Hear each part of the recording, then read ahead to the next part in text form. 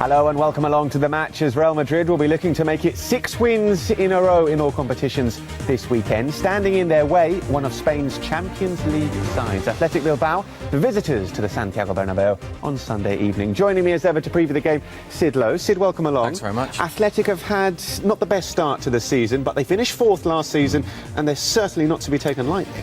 Theoretically they're not, and they are a dangerous side, and they're one of the sides that when they get it right are the best to watch in Spain. They're very direct, they're very quick, they're very good in the air, but things aren't going well.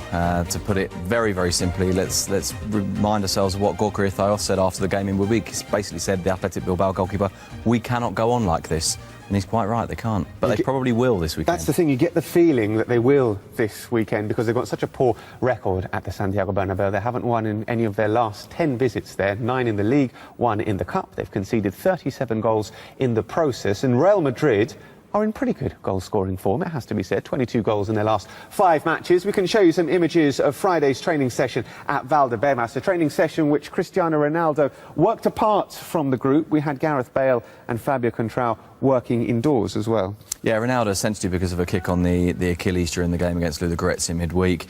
He was clearly uncomfortable when he came off at the end of the game. You could see by the look on his face and also the fact that he was limping. But I suppose, from Madrid's point of view, the good news is that an injury that comes from a knock tends not to be something that you run the risk of making worse. A muscular injury, it's true, you don't push a player, but if it's a knock, you can sometimes go through it. It may well play a part in Carlo Ancelotti's thinking as well, the fact that next week is an international break. Absolutely. Let's talk a little bit about Athletic Bilbao, because where do you think it's gone wrong for them at the start of this season? They were so good to watch last season. Yeah, it's very hard to judge, and I say this with the kind of the caution that you have to when you know that you're not a psychologist, and when you play at amateur psychology it's always risky, but it feels a little bit like this is a team that put so much emotional energy into winning the Champions League qualifier against a very good side, Napoli. So it was never a qualifier where you thought, right, they're going to go through. It was a qualifier I thought, wow, this is hard. And there was such a kind of explosion of joy and a sense of having already achieved through winning that qualifier. But I just wonder if it was natural that there was then a kind of almost a climb down, if you see what I mean, a kind of a motivational climb down after that high. And I think that's caused a problem.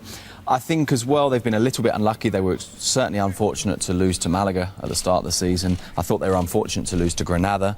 The goals aren't going in even though they're creating chances. That's a problem. But I think there's one or two other things. Perhaps fundamentally the absence of Ander Herrera, who of course went to Manchester United. Now, Athletic Bilbao overcame the departure of Javi Martinez, the departure of Fernando Llorente.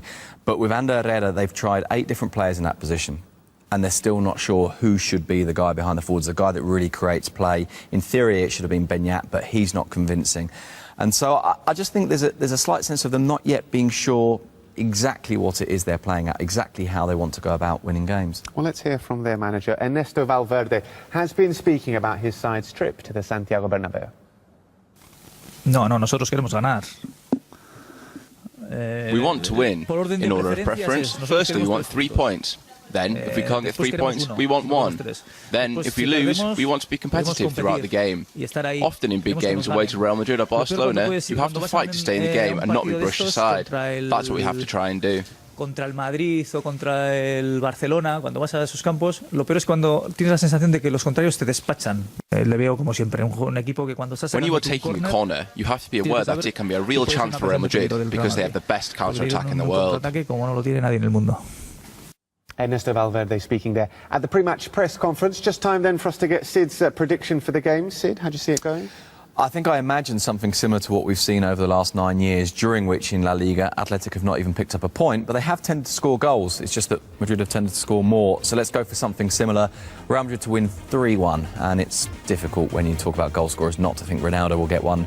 Maybe Benzema and James for the other 2. OK, we beat them 3-1 at the Bernabeu last season, so Sid is going for a repeat result. Keep your tweets coming on Twitter. Use that hashtag #TheMatchRM to send your comments and predictions. And if you haven't already, make sure that you subscribe to the official Real Madrid YouTube channel. Until next time, from Sid and myself, it's adios.